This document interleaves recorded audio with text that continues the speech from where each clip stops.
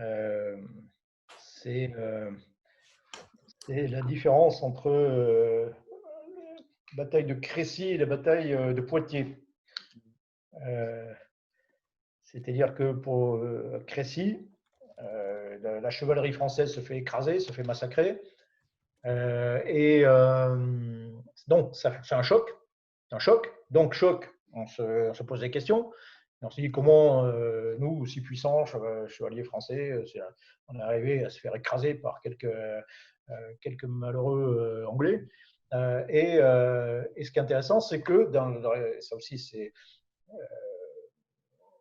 comment dire, il faut l'avoir en tête, c'est qu'il y a un biais culturel qui se développe en disant les chevaliers français, qu'est-ce qu'ils font quand ils font le rétexte de la bataille de Crécy? En fait, ils regardent ce qu'ont fait les chevaliers anglais. Quoi. Ils ne regardent pas ce qu'ont fait les archers, qui en fait, c'est eux qui ont fait tout le boulot. Quoi. Mais ils se disent, tiens, en fait, le truc anormal, c'est que ce sont les chevaliers anglais étaient à pied. Ils se sont battus à pied. Ils n'étaient pas cheval comme nous, ils se sont battus à pied à côté de leurs archers. Et finalement, quand nous, on s'est fait tailler en pièces, ils sont venus et puis ils nous ont massacrés. Et donc, prétexte, on se dit, la fois suivante, c'est 10 ans plus tard, Poitiers, quand les Français arrivent devant les Anglais, qu'est-ce qu'ils font? Qu'est-ce que font les chevaliers? Ils descendent de cheval et en armure, ils vont vers les Anglais. Quoi. Et en fait, c'est encore pire. C'est encore pire parce qu'ils se font encore plus massacrer par les archers anglais parce qu'ils sont plus lents. Voilà. Et donc, il faut faire du rétex, c'est intéressant, mais il faut également faire du rétex sur le rétex et observer de la manière dont on fait les choses, se demander s'il n'y a pas, s'il n'y a pas des biais, s'il faut. Et on revient sur des principes de renseignement aussi, hein, c'est-à-dire qu'il faut peut-être recouper les choses, il faut qu'il y ait plusieurs voix si possible, le mieux c'est d'avoir plusieurs points de vue sur la même chose, sur ce qu'on a fait, et notamment au point de vue extérieur, voilà, et d'arriver à quelque chose qui soit complet et relativement honnête, quoi. Il ne faut pas oublier que le rétexte, c'est aussi un auto-jugement. Hein.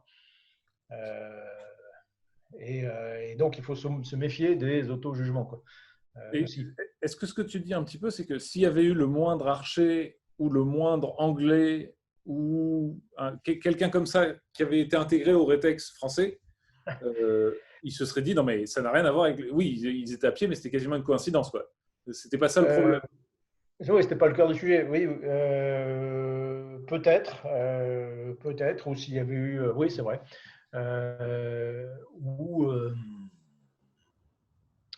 ou s'il y avait eu, je sais pas, ou des archers français, ou s'il y avait des Oui, roturiers français qui disaient, mais attendez les gars, réveillez-vous. En fait, non, c'est ça pas n'a rien à voir avec vous. voilà, c'est pas vous. Hein, mais c'est aussi, ça aussi, c'est un biais qu'on retrouve dans beaucoup d'endroits. C'est d'abord, on a tendance à surestimer son propre rôle, sa propre fonction, son propre job, etc. Prends l'exemple militaire, les artilleurs, il va se focaliser sur son boulot, sur les appuis, en disant voilà, c'est super important. Quoi. Et donc, si on me coupe les moyens, etc., ça va être une catastrophe. Bon, ce n'est pas forcément toujours le cas en réalité. Donc, ça, c'est le premier élément. Le deuxième élément, ce qu'il connaît le mieux, c'est son vis-à-vis. Et donc, l'artilleur, je reprends l'exemple Première Guerre mondiale. Avant la Première Guerre mondiale, l'artilleur français, il connaît parfaitement l'artillerie allemande. Il connaît mieux l'artillerie allemande que l'infanterie française, par exemple. Et donc, quand il fait sa doctrine, il dit voilà, priorité numéro un, c'est ce qu'on appelle la contre-batterie. Il faut taper les canons allemands avant tout. Il ne faut pas appuyer les fantassins, ça ne sert pas à grand-chose. Il faut, priorité un, c'est taper les canons allemands. Et en fait, tout ça, ça change lorsque aussi on mélange ce qui se passe au début de la guerre, c'est que finalement, on va créer des unités, on mélange les gens. Et donc l'artilleur, il n'est plus tout seul entre artilleurs, il se retrouve avec des fantassins, il se retrouve avec d'autres spécialités. Et ces gens-là, du coup, vivent ensemble et doivent résoudre des problèmes ensemble. Et ils se disent que, ouais, tiens, effectivement, ça remet les choses un peu à leur juste place.